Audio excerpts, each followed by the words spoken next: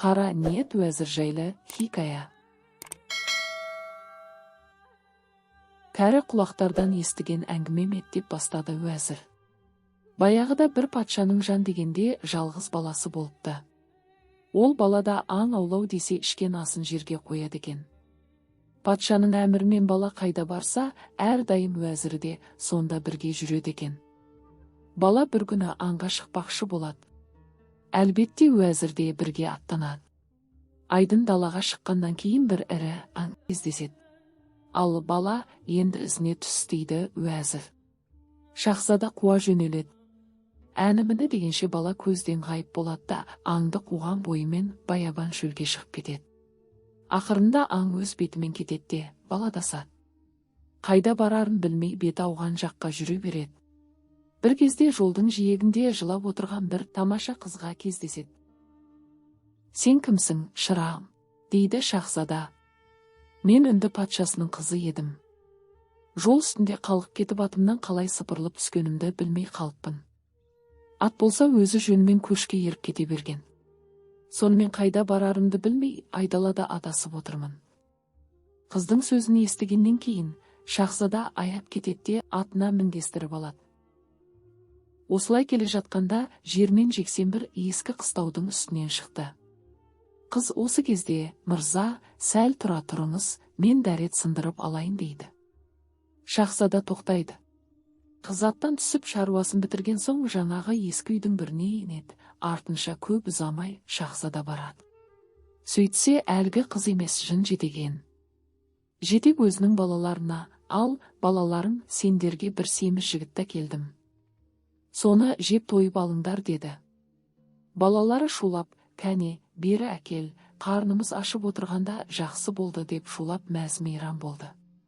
Шахзада мына сөзді естігеннен кейін өлетініне көзі жетті.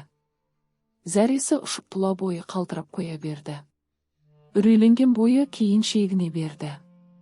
Артынша жетектей шығып, мұның қалтырап дірілдеп тұрғанын көрді де: «Неге қорқып тұрсың?» деді. «Менің де өз жауым өзіме жетеді. Содан қорқып тұрмын. Сен осы патшаның баласымын деп едің ғой, Құдайға шүкір байлықтарың жетеді». «Иә, ол рас. Олай болса, әлгі қорқып тұрған жауыңа мал беріп неге басыңды сатып алмайсың?» деді жетек. «Ол мал дүниеге қарамайды. Оған керегі менің басым. Мен сорлап қалған пендемін ғой. Олай болса, Аллаға құлдық ұрып жалбарын. Мүмкін тілегің қабыл болып құтыларсың бәлейден» деді жетек. Осы кезде шахзада қолын көкке жайып: «Ей, жаратқан, бар болсаң құтқар мына пендеңді. Ойда жоқта кездескен қырсығыңнан мені аулақ алып кет. Сенгенім сенің құдіретің» деп дұға оқыды. Шахзаданың бұл дұғасын естігеннен кейін әлгі жетек көзден ғайып болды. Сонымен бала үйіне аман есен келгесін әкесіне барлық оқиғаны баяндады. Патша баласын адастырып осыншама машақатқа душар еткен қаскүнем уәзірді шақырып алыптарға асып жіберді. «Патшам сондай-ақ сен мына тәуіпке сенсең, ертең осы сенің түбіңе жетеді. Кімге жақсылық көрсетсең, содан жамандық көресің. Бұл іші бауырыңа кіріп жүріп ақ дегеніне жетеді. Бұл сені сырттағы жарыңнан қолына бір балға ұстатып жатса, өлтіру үшін басқа бір дүние ұстатып пайдаланбасына кім кепіл? Сенің бұл айтқаның жөн екен» деді Юнан патша. «Сенің бұл ақылыңа ден қойдым, уәзірім. Шынында осы әдейілеп менің өміріме қастандық етуге келген адам болды. Кеше ғана қолыма ұстаған заттан кеселімнен жазылсам, бүгін кез келген дүниенің иісінен өліп кетуім мүмкін ғой». Бұл әңгімелерден кейін Юнан патша: «Ал енді бұдан қайтып құтыламыз» деді. «Қазір адам жіберіңіз де алдырыңыз. Келгесін басын қағып алыңыз. Одан да құтыласыз, өзіңіздің де басыңыз аман қалады. Сөзге келтіріп ол сізді арбағанша, сіз оны өлтіріп тыныңыз» деді уәзір. «Жарайсың, рахмет, уәзірім» деді де патша тәуіпке адам жіберді.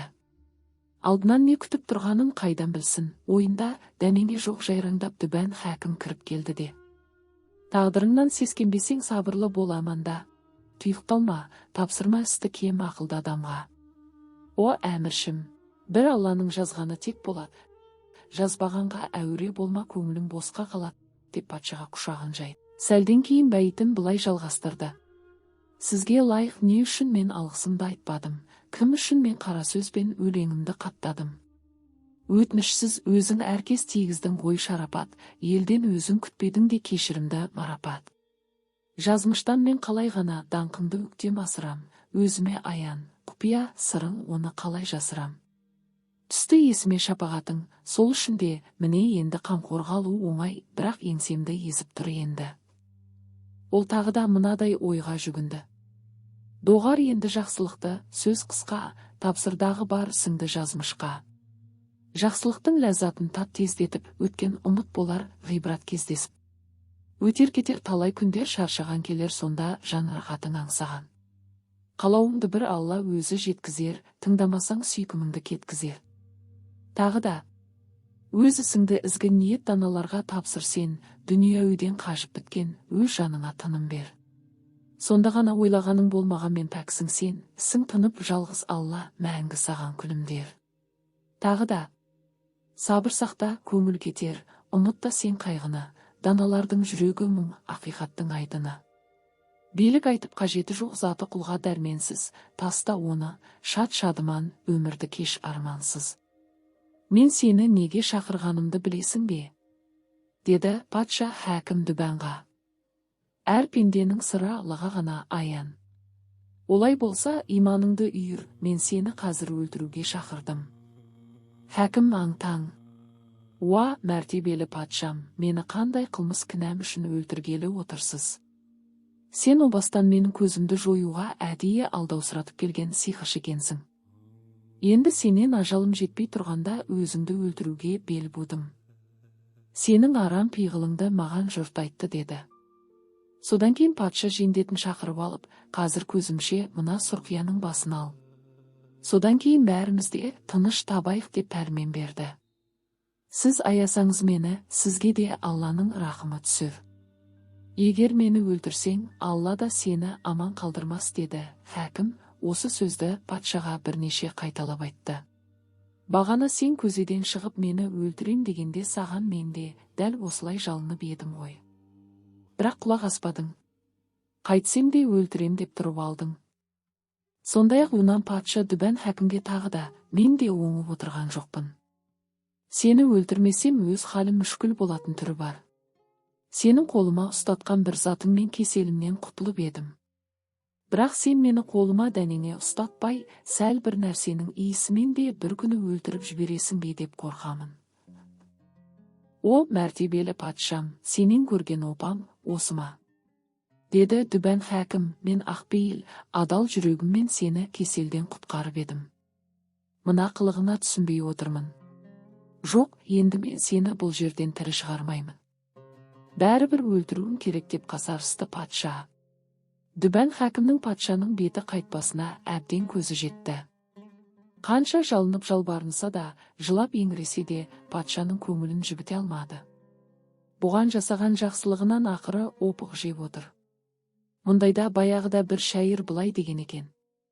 Меймунға ақыл қонбай қойды толғанмен, әкесі оның ақылды адам болғанмен. Жолдардың да құрғағы бар, тайғағы бар бұйырған тайыпқұлар ойсыз басқан шиырдан. Осы кезде жендет келді де Дүбән хәкімнің көзін байлады.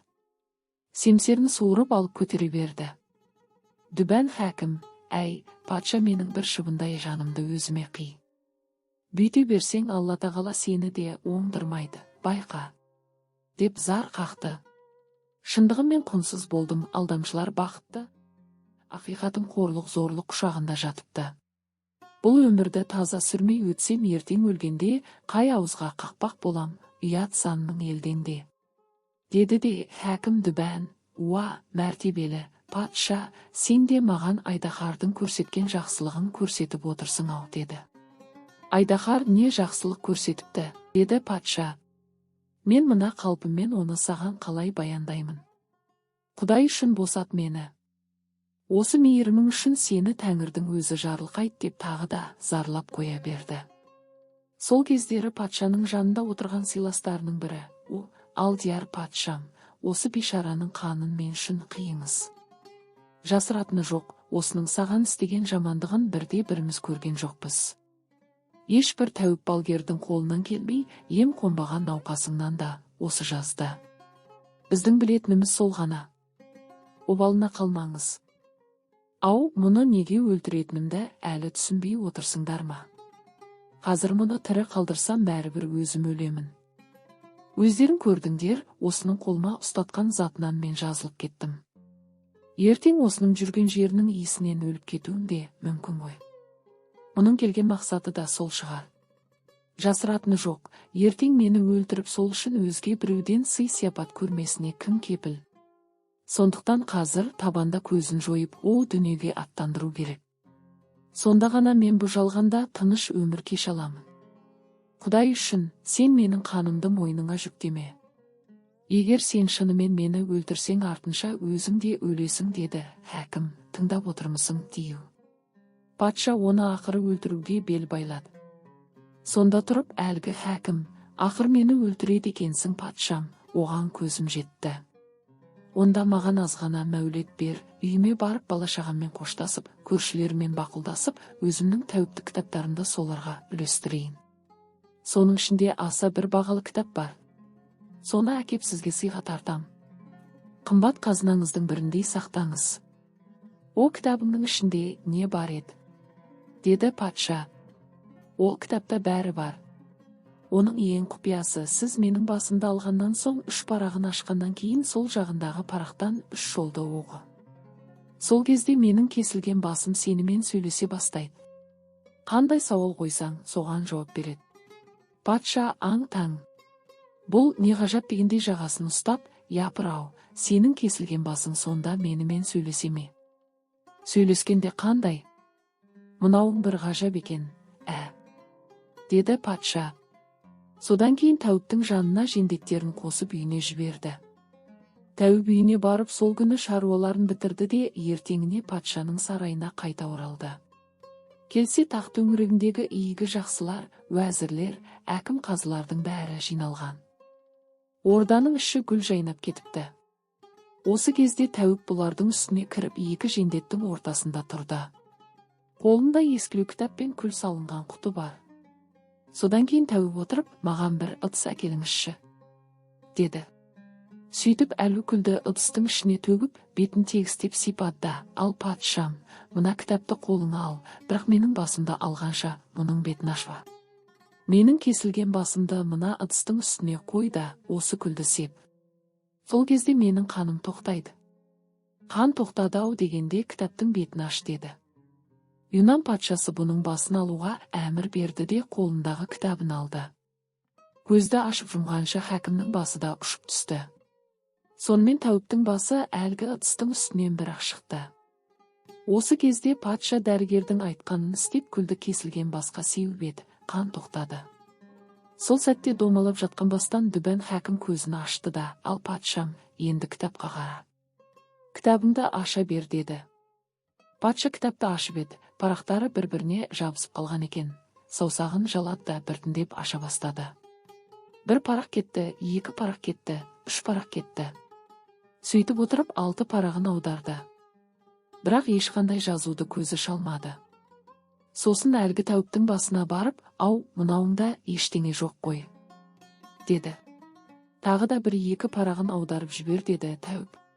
Енді 3 парағын аударған кезде патшаның денесіне у там-тұмдап тарай бастайды. Өйткені кітаптың әр парағына у жағылған еді.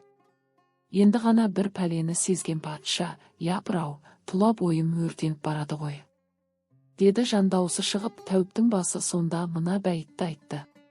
Небір патша биледі елді, бұрын да оны билеген қаһар шашып өтті өмірден түк көрмеген күйменен. Адал болса тағдырда оған өтер еді оң қарап, жауыздыққа жауыздықпен бар бәлені жолдамақ. Тағдыр қазір қилы жолмен ғайыпты өзі болжайды, бірінен соң бірін тізіп, мезгіл жетсе қозғайды. Осыдан кейін патша жан тапсырды. Көрдің бе, Дию, егер де Юнан патшасы әлгі дүбән тәуіптің жалынышына құлақ асып мейірі түскенде, Алла тағала оны да аман алып қалатын еді. Біреудің ажалына жетем деп отырып, ақырында патша ойда жоқта о дүниеге өз аттанды. Сол сияқты, сен де мені өлтірем демегеніңде саған да Құдайдың рақымы түсетін еді ғой. Хикая осы жерге келгенде таң қылаң беріп Шахризада әңгімесін тоқтатты. Күн батысымен Дүниязада, апа, кешегі әңгімеңді аяқтаған жоқсың ғой, деді. Патша мұрсат берсе айтайын. Кәне, баста, деді патша. Алдияр патшам, әлгі жерде балықшы тұрды да, мені өлтірем деп қинамағанда, Алланың да саған мейірімі түсетін еді ғой. Мені өлтірмей тынбайтын болдың. Енді мінеки, сені өзім тірідей өлтіріп теңізге тастайын деп тұрмын, деді Диюға. Құдай үшін, балықшы, маған бір мейірімің түссін. Саған жасаған қиянатымды кешір. Сен адам баласысың ғой, мен зұлым болғанмен сенің жүрегіңде мейірім бар. Жамандыққа жақсылық таспен атқанда аспен ат демеуші ме едіңдер өздерің? Саған да Әтика мен Умамның кері келіп жүрмесін. Әтикаға Умам не істеп еді? Деді балықшы. Ау, мына қапаста отырып, оны саған қалай айтам? Әуелі мынадан шығар, содан кейін баяндаймын, деді Дию. Мұндай әзіліңді жиып қой. Бәрібір мен сені теңізге тастаймын. Құдай біледі, ақыр заман болғанша сені теңіз түбінен ешкім шығара алмас. Мен бағана қанша жалынғанда безірейіп тұрып алдың. Мен сорлыда не кінә бар еді? Саған тырнақтай қиянат жасаған жоқ едім, бар кінәм сені қапастан құтқарғаным. Бүйтіп маған ажал төндіріп шүйлетініңді білгенде көзенің аузын ашып нем бар? Сөзді қой, мен бәрібір сені қазір суға тастаймын. Бұдан бұлай кімнің қолына ілінсең де, бәрібір қайтадан суға тастайтындай етіп, осы бастан тірі жанның бәріне жар саламын. Сен бәледен адам баласын солай сақтандырмаса болмайды. Сөйтіп сен осы теңіздің түбінде шірейсің. Бүкіл жаныммен жалынам, енді осыдан мені жарық дүниеге шығарсаң, өмір бойы құлың болып айтқаныңнан шықпауға ант етемін. Жарық дүниеде не керек десең соның барлығын тауып беруге даярмын, деді Дию. Балықшы бұдан бұлай зиянын тигізбеске деген істеуге Алланың атымен ант еткен Диюдың сөзін қайта-қайта айтқызып, көзенің аузын ашты. Алғашқыдай көзенің аузынан шыққан түтін будақтап көкке көтеріліп тұрды да, Дию әлгінде өзі көрген қалпына келді. Содан кейін көзені бір теуіп тас талқанын шығарды да теңізге лақтырып жіберді. Осы кезде енді ажалым жеткен екен деп балықшы ішінен кәлима қайтарып кебінін кие бастады. Мынаның беті жаман, деді ішінен. Енді бар қуатым бойына жиып, ал Дию антыңды орындап көрші, деді. Сен мені алдадың ба, жоқ па? Егер алдағаның рас болса, бәрібір сен де аман қалмайсың. Мен саған Дүбән хәкіменен Юнан патшаның хикаясын бекер айтқан жоқпын. Мен тірі қалсам, сен де тірі қаласың. Дию мұның айтқанына мәз болып күлді де, балықшының алдына түсіп, ал енді ер соңымнан, деді. Балықшы тірі қалатынына анық көзі жетпесе де, Диюдың соңынан еріп жүре берді. Бұлар шаһардың сыртына шықты. Біраз жүргеннен кейін таудан асып, жазық далаға тап болды. Жүре-жүре бір айнадай көлдің үстінен шықты. Дию көлдің ортасына дейін кешіп барды да, сен неғып тұрсың, бері кел, деді. Балықшы да суға түсіп Диюдың ізімен жүрді. Көлдің орта шеніне таянғанда Дию тоқтап, ал енді мына жерге ауыңды жайдағы балығыңды аулай бер, деді. Балықшы суға назар аударып еді. Қызыл, жасыл, әр түсті балықтар қаптап жүр екен. Сәлден кейін ауын көтеріп жағаға шықты. Сөйтсе ауына әр түрлі 4 балық түскен екен. Бұған қуанып кеткен балықшы Диюға рахмет айтты. Сол кезде Дию тұрып, мына балықтарды қазір сұлтанға апар. Сұлтан өз қазынасынан біраз дүние береді. Ал енді сен менің жасаған қиянатыма кешірім ет. Судың астында 1800 жыл жаттым, жер бетінің жол жөнін ұмытып қалыппын. Әйтсе де жарық дүниенің қадірін енді біліп отырмын. Саған да Алланың нұры жаусын. Бірақ айтарым, бұл жерге келгенде ауыңды күнде бір-ақ рет жаятын бол. Содан кейін балықшымен қоштасып тұрып, бұдан бұлай сені Алла тағала маған істетпесін, деді де жерді бір теуіп қалды.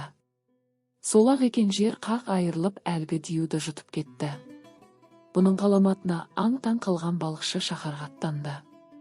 Балықшы үйіне келіп тапқан олжасын шелектегі судың ішіне салды. Сөйтті де шелегін алып Диюдың айтқанымен патша сарайына қарай тартты. Патшаның сарайына кірген соң әлгі балықтарын көрсетіп еді. Патша аң-таң өмірі мұндай балықтарды көрген жоқ екен. Мына балықтарды аспаз қызға апар. Табаға қуырсын деді уәзіріне. Аспаз қыз деп отырғаны Рум патшасының бұдан 3 күн бұрын сыйға тартқан қызы еді. Патша соның қолынан бірінші рет дәм татқысы келді. Содан кейін уәзір қызға балықтарды апарып, шырағым, мына балықтарды қуыр. Ал енді сенің де аспаздық өнеріңді патша көргелі отыр. Бұл балықтарды патшаға жаңа біреу әкеліп еді. Бар өнеріңді салып бақ, балапаным деді. Патшаның бұйрығын қызға жеткізгеннен кейін уәзір қайта оралды. Патша балықшыға 400 діллә алтын беруді бұйырды. Уәзір әлгі ақшаны балықшыға берді. Балықшы ақшаны қалтасына салып алып, қуаныштан өңі мен түсін ажырата алмай сүрініп қабынып үйіне зорға жетті. Қаңырап тұрған үйге керек дүниенің бәрін алды. Әйел бала-шағасы көзді ашып жұмғанша үлде мен бүлдеге оранып шыға келді. Міне, балықшының басынан осындай хикаялар өткен. Ал енді жаңағы балық қуыратын қызға келейік. Қыз балықтарды алды да жақсылап қабыршағын тазалап, өтін алып, әбден бабына келтірген соң майы шыжып тұрған табаның үстіне салды. Сөйтіп бір жағы сарғая бастаған балықтарды аспазшы қыз екінші жағына аударып сала берген кезде ас үйдің қабырғасы кенеттен қақ жарылып, екі бетінен нұры тамған, сымға тартқандай сымбатты нағыз құралай көз, қиғаш қас бір сұлу бикеш кіре берді. Үстіндегі киімдері де шымқай асыл жібек, құлағында гауһарлы алтын сырға, саусақтағы сақина, білектегі білезік дегендерден көз тұнады. Қолында кішкентай ғана шыбық бар. Әлгі әйел келді де шыбықпен табаны бір-екі рет түртіп, «О, балықтар, баяғы уәде қайда?» деді. Қыз есінен адасып мелшиіп қалған. Жаңағы келген әйел 3 рет қайталағанда табадағы балықтар табадан бастарын көтеріп кәдімгі адамның тілімен «Есімізде» деп шулап қоя берді. Содан кейін барып, «Қайтсаң бізде қайтамыз, сенсең бізде сенеміз, егер бізді тастасаң сыбағаңды береміз» деді балықтар әндетіп. Сол кезде әйел табаны төңкере салды да жаңағы кірген жағына қарай шыға берді. Асхананың қабырғасы қайтадан жабылды. Осыдан кейін аспаз қыз зорға деп есін жиды. Әлгі табадағы 4 балық көмір боп күйіп кетіпті. Жаратқан-ай, бұл үйдің табалдырығын аттағалы тұңғыш қолыма алған шаруам еді, сәті түспеді-ау. Қарғысқа ұшырадым ба, бұл не сұмдық? Деп тағы да есінен танып құлады. Қыздың мына халінің үстіне уәзір кіріп келді. Қараса әлгі қыз алжыған кемпірдей аузына келгенін сандырақтап жатыр. Уәзір осы кезде есіңді жи дегендей қызды шапалақпен тартып қалды. Сонда барып қыз есін жиып жылап қоя берді де болған жағдайды баяндады. Уәзір аң-таң, мынау бір ғажайып оқиға екен деді. Содан кейін дереу балықшыға адам жіберіп алдырды. Сен тағы да дәл осылардай 4 балық әкел, әйтпесе жаның жаһаннамға кетеді деді зіркілдеп уәзір. Жалма-жан балықшы баяғы көлшікке барып ауын жайды да әне-міне дегенше алғаш қалғаннан айнымайтын 4 балық әкелді. Уәзір балықты алып қызға келді де, «Қане, қуышы осыны. Жаңа айтқандарың қайталанса, өз көзіммен көрейін» деді. Қыз балықтарды аршып табаға салды. Дәл осы кезде бағанағыдай ас үйдің қабырғасы қақ айырылып, қолындағы кішкене шыбығымен әлгі әйел кіріп келді. Тағы да табаны 1-2 рет түртіп, «Ой, балықтар, уәде естерінде ме?» деді. Балықтар бастарын көтеріп, баяғы айтқан бәйітін қайталап шулап қоя берді. «Қайтсаң бізде қайтамыз, сенсең бізде сенеміз, егер бізді тастасаң сыбағаңды береміз». Шахризаданың хикаясы осы жерге келгенде таңда атты. Сонымен Алдияр патшам, балықтар жауап бергеннен кейін әлгі әйел қолындағы шыбықпен табадағы балықтарды бір аударыстырды да баяғы кірген жерінен шығып жүре берді. Қабырға түк болмағандай қайта қалпына келді. Осы кезде уәзір ұшып тұрды да, мына жағдайда патшаның өзіне айтпаса болмайды екен деді де, сарайға келіп көргендерін патшаға бастан аяқ баяндады. Патша отырып, осы айтқандарыңды өз көзіммен көргенде барып иланармын деді. Сол заматта балықшыға адам жіберіп дәл әлгідей 4 балық әкелуге әмір етті. және балықшының қасына өзінің нөкерлерінен 3 адам қосты. Ұзамай өзінің күнделікті көлшігіне барып шал 4 балық алып келді. Патша оған тағы да 400 динар бергізді. Содан кейін уәзірге: «Ал, менімен жүр, көзімше осы балықтарды өзің қуыр» деді. «Әміріңізге құлдық» деп уәзір қол қусырды. Сонымен табаны дайындап балықтарды аршып отқа қойды. Осы кезде тағы да қабырға қақ айырылып еңгезердей қара құл кіріп келді. Оның қолында да солқылдаған көк шыбық. Тұла бойына қарағанда Эдит әулетінен сияқты. «Келісімен, балықтар баяғы уәде естеріңде ме?» деді күжетіп.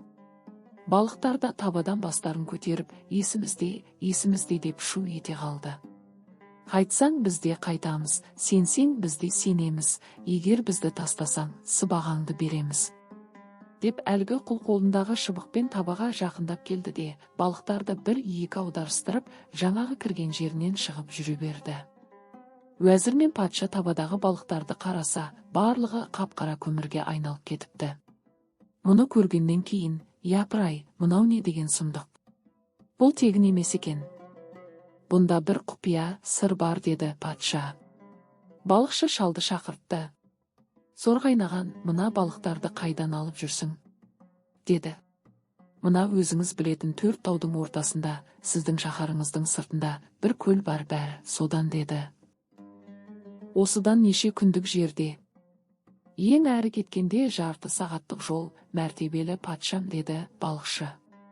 Содан кейін патша біраз басын шайқап тұрып, өзінің әскерлеріне атқа қонуға бұйрық берді. Бұлардың алдында жол бастап осы жайға душар етіп, көз алдында жерге сіңіп кеткен баяғы диюды қарғап-сілеп шал келе жатты. Сонымен бұлар шаһардың сыртындағы тауға өрмелеп шығып, ар жағындағы бір жазыққа тап болды. Бұл өздерінің бұрын соңды көрмеген атырабы, әскерлер де, патша да аң-таң. Сол даланың қақ ортасында 4 жағында 4 тау бар, ортасында бір көл жатыр екен. Көлдің бетінде бірі қызыл, бірі ақ, бірі сары, бірі көк балық ойнап жүр. Патша әбден таң қалды. «Осы көлді бұрын соңды көріп пе едіңдер?» деді соңынан ергендерге. «Бұл ғаламатты көріп тұрғанымыз осы» десті. Бәрі шу ете қалып. Осы сауалды патша көпті көрген қарияларға да қойды. Олар да бұрын соңды көрмегенін айтты. Содан кейін патша тұрып: «Алланың атымен ант етемін, мен осы жатқан көл мен балықтардың құпиясын білмей, шаһарға оралмаймын. Патшалық тағымды да көрмеймін» деді. Соңына ерген жұрттың бәріне осы маңайға жайғасыңдар деп әмір етті. Өзінің ең бір сенімді, көпті көрген, көзі ашық, көңілі сара тәжірибелі уәзірін шақырып алып: «Менде мынадай бір ой бар. Оны тек өзің ғана білетін бол. Жұрт жайғасқан соң түнде мен осы жерден кетем. Қайткенде де мына көлдің де, балықтың да құпиясын ашуым керек. Сен менің шатырымның есігінің аузында отыр». Мені іздеп келген кісілердің бәріне сұлтан аздап сырқаттанып қалды. «Ешкім үстіме кірмесін» деп тапсырды дегейсің. Менің қай жаққа, не үшін кеткенімді тісіңнен шығара көрме. Уәзір қол қусырып тағзым етті. Патша киімін ауыстырып киді. Беліне семсер байлады. Сонымен әлгі таудың біреуінің басына өрмелеп шығып, беті ауған жаққа жүре берді. Таң атты. Әлі келе жатыр. Күн күйіп тұр, әбден қалжырады. Сонымен бір күн, бір түн жүрді. Келесі күні таң ата бергенде алыстан бірдеме қарауытып көрінді. Патша тіршіліктің нышанын сезгендей қуанып қалды. Мүмкін мына көлдің де, балықтардың да сырын білетін бір пенде табылып қалар деді ішінен. Жақындап келсе, бір ғаламат ғимарат. Темірмен әшекеленген кәдімгі қара тастан қаланған екен. Екі қақпаның біреуі ашық, біреуі жабық тұр. Патша қуанып кетті. Қақпаны қағып еді, ешкім сыбыс бермеді. Тағы қақты, дыбыс жоқ. Үшінші рет қақты, тым-тырыс. Болмаған соң қақпаны қос қолда бұра бастады. Онан да болмады. Шынымен мынаның ішінде тірі жан жоқ па екен деді ішінен. Амал не, енді тәуекелге бел байлады да қақпадан ішке ене берді. Сарайдың есігінің алдына келгенде: «Уа, қайсың барсың мына сарайда? Алыстан жиһан кезіп келе жатқан жолаушы едім, бір дәм татып кетуге болар ма екен деді. Әлі дыбыс жоқ. Осы сөзді тағы 2 рет қайталады. Тіршілік нышаны болмады. Патша бар қайратын бойына жиып не болса о болсын дегендей ордаға кіріп келді. Мұнда да тіршіліктің нышаны сезілмеді. Көзге ешкім көрінбеді. Тірі пенде жоқ. Сарайдың ішінің жасауынан көз қармасады. Айнала жұлдыз шалған кілемдер мен жібек шымылдықтар тұтылған. Орданың қақ ортасында тамаша хауыз. Хауыздың 4 тұсынан қызыл алтыннан мүсінделген 4 арыстан аузынан інжу маржандай мөлдір су бүркіп тұр. Ауланың іші толған неше түрлі әнші құстар. Беті ауған жаққа ұшып кетпесін дегендей аула төбесі алтын тормен жабылған. Патша бұрын соңды мұндай ғаламатты көрмеген.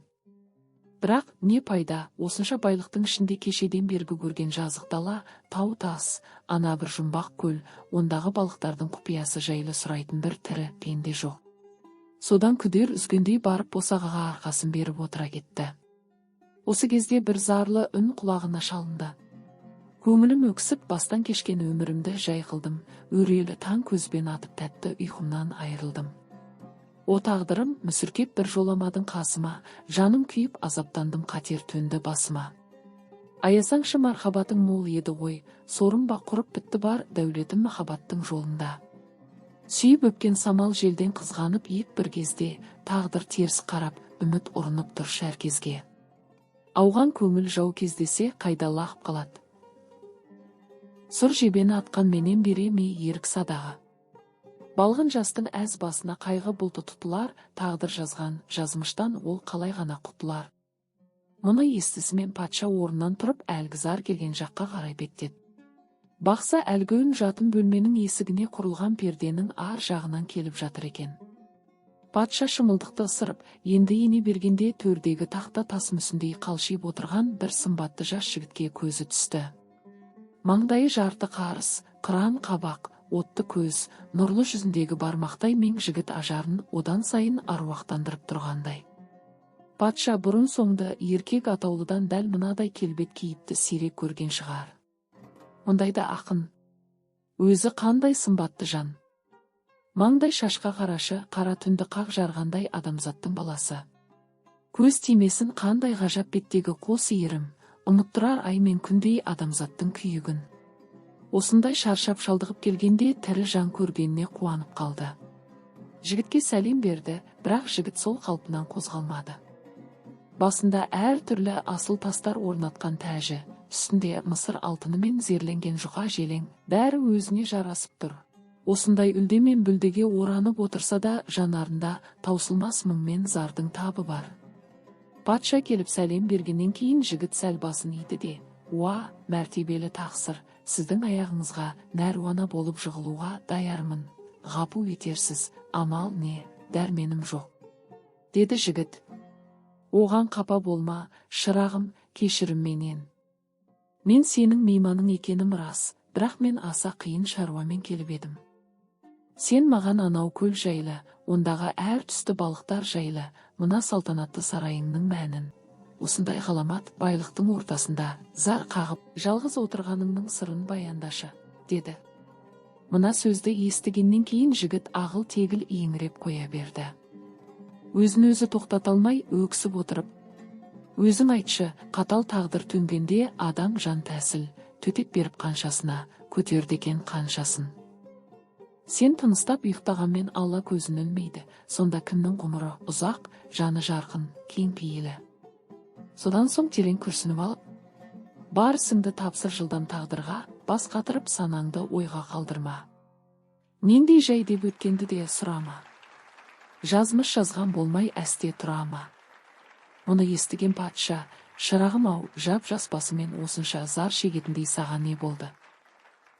Мәртебелі тақсыр-ай, мынадай жағдайда мен зарламағанда кім зарлайды?» деп желеңінің шалғайын қолымен көтере берді. Бақса жігіттің кіндігінен төменгі жағы жерге сіңіп жатқан тас екен. Тек кіндігінен жоғарғы жағы ғана адам қалпында еді. Мұны көрген патша өзі де қатты қамығып мұңға батты. Қайта-қайта күрсініп отырып, Шырағым-ай, өзімнің машақатым аздай, сенің мына қалпың маған ауыр қасірет болды ау. Менің іздеп жүргенім әлгі балықтардың жағдайын білу еді. Ақырында сенің мына күніңе душар етті Тәңірім. Тек Алла тағаланың мейірімі түсін, Құдайдың құдіретіне не дауа. Бәрі бір Алланың қолында. Ал енді мынадай күйге қалай ұшырадың? Алдымен соны айтшы деді. Ақсақал, құлақ сал, бар ынтаңызбен тыңдаңыз, деді жас жігіт. Жан тәнімен даярмын, деді патша да ынтыға түсіп. Уа, тақсыр, деп бастады жігіт. Шынына келсек, әлгі балықтардың да хикаясы менің көріп отырған мынау шерменде тірлігім бастан бір-біріне байланысты. Бұл қас пен көздің арасында иненің ұшымен өрнектеліп жазылса, келешек ұрпаққа ғибрат үлгі боп қалар еді. Өйткені менің көргенімен балықтың, таудың, көлдің сыры сабақтас жатыр. Ал баста, шырағым, ендеше, деді патша еңсеріле беріп,